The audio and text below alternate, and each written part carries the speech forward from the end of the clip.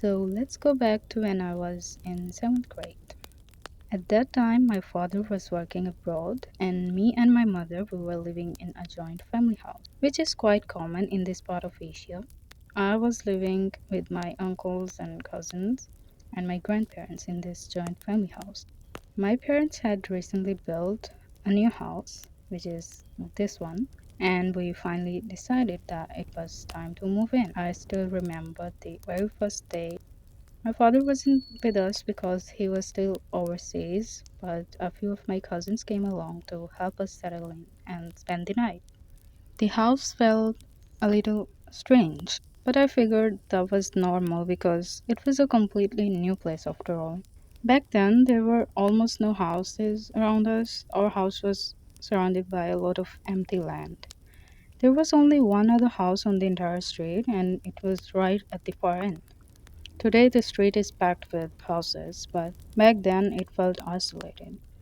Now, that first night, something happened. Technically, it was not paranormal, but at that time, we were terrified. Me and my cousins we were sitting in the main bedroom area, talking. There was no internet, no TV, nothing to distract us, while my mother was in the kitchen making food, which was right here. The weather had been completely normal all day. Then suddenly it got windy. At first, we heard a faint whistling sound coming from the windows. We didn't even have curtains installed yet, so it was even scarier. The window was constantly shaking from the wind outside. As the wind got stronger, the whistles became louder. Then they turned into what sounded like someone howling outside the window. I mean, genuinely, it was creepy. It sounded like something was standing outside the window making these awful noises. Me and my cousins, we immediately ran into the kitchen. My mom looked at us and she was like, "What happened? There's something outside the window." Eventually, we calmed down and realized it was probably just the wind. We had never lived in a house with so much open space around it before, so we had never heard wind making these sounds before. Now it happens all the time actually, and it doesn't bother me at all. So, since the family house was not very far away, we kept going back and forth between two places while we adjusted. But after the first night, something felt off. My cousins eventually went back, and it was mostly just me and my mother, and we were living upstairs. I should mention something important that this house has two floors. We lived on the first floor and still do today, while the ground floor was rented out to another family. And still, it is rented out, but the family is different. So technically, we were not alone, but even then, it never felt comfortable. I constantly felt like someone was watching me. And this is the weird part. I could hear what sounded like murmuring almost all the time, like several people talking to each other, but not clear enough to understand what they were saying. And these sounds were coming from the ceilings all around the house, day and night. It never stopped. I honestly don't know, maybe it was all in my head, but I heard it constantly, and even when the house was full of people, I could hear them. One day, we invited our entire family over for a dinner, and the house was packed, yet I still felt like I wanted to leave. I was still hearing those voices. I remember crying to my mom that please let me go back. I kept saying we can come back when dad returns. And at that time, she didn't really say much. She let me go. But looking back, I could tell she wasn't comfortable either. Eventually, I stopped coming here altogether. I stayed with my grandparents while my mother continued going back and forth. I was already the biggest scaredy cat of the family. Whenever my cousins told ghost stories, I was always the one getting scared first. So imagine how I felt when I started experiencing these things myself. So eventually, my father returned from abroad, which meant one thing: I have to go back. I wasn't happy about it, but surprisingly, this time it felt a little better. I mean, I could still hear those murmurs, but maybe because my father was there, or maybe more time had passed. I don't know. But it was not for long. a new thing started happening. At night, we started hearing footsteps, like someone walking on the rooftop. At first, we ignored it. Then sometimes we'd hear sounds like furniture being dragged across the roof. Usually around 9 or 10 p.m., it was never super late.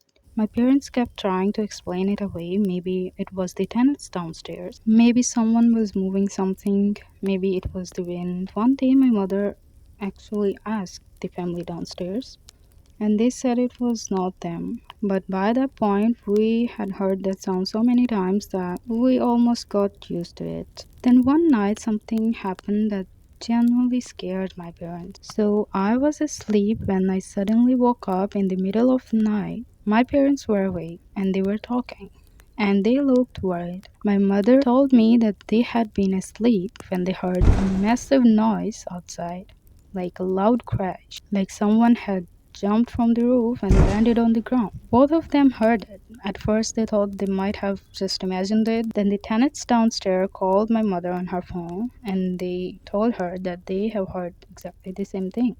Everyone went outside to check, and there was absolutely nothing there. No person, no animal, nothing. But all of them were certain that they heard it. The next morning, my parents sent me back to my grandparents' house, sorry.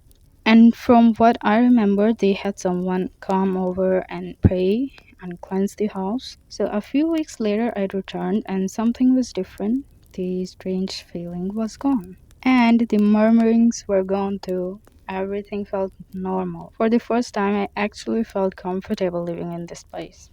Now I can stay home alone without any problems. Every now and then, something weird still happens. For example, one day my mother made about 10 flatbreads. They are like our traditional flatbreads. So she ate one or two and wrapped the rest in a cloth and put them in a hot pot. Now, this hot pot was locked. She told me, if you're hungry later, they are in the kitchen. And I said, I do eat after I take a shower because I was going to take a shower. So I went straight to the bathroom. When I came out, I went directly to my room. I had not stepped a foot in the kitchen. A few minutes later, my mother came in and said, "Ooh, you really like those flatbreads. What are you talking about?" I was confused. She said there was only one and a half left. I told her I had not eaten a single one. She thought I was joking and I thought she was joking, but neither of us was.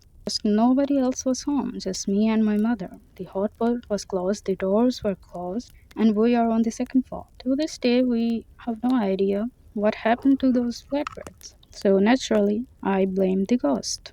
Apparently, it liked my mother's cooking.